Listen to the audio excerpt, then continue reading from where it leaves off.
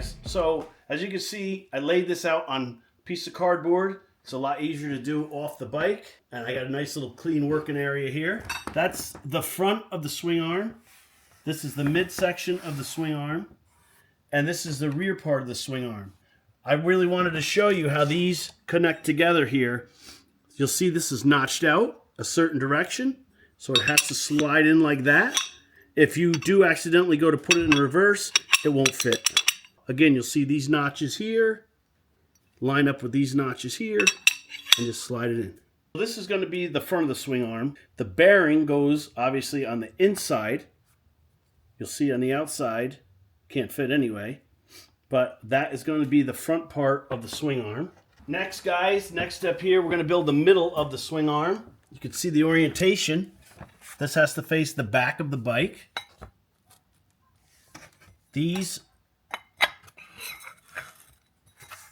are going to go through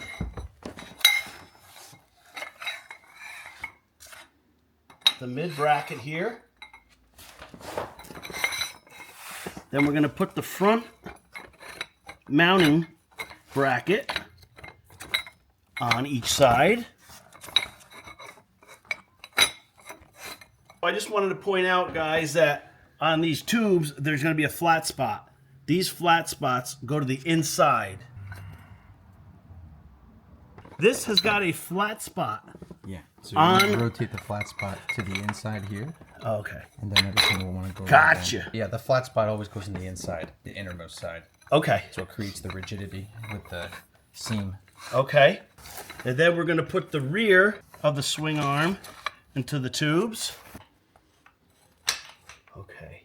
This is what it looks like assembled dry with no hardware? Yes. I just made a mistake putting this together, guys, myself, so we're learning together. This has got to be on the inside instead of the outside.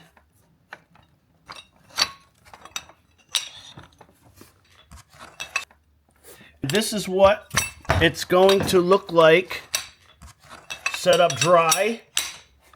At least you guys have an idea of what it's going to actually look like on the bike.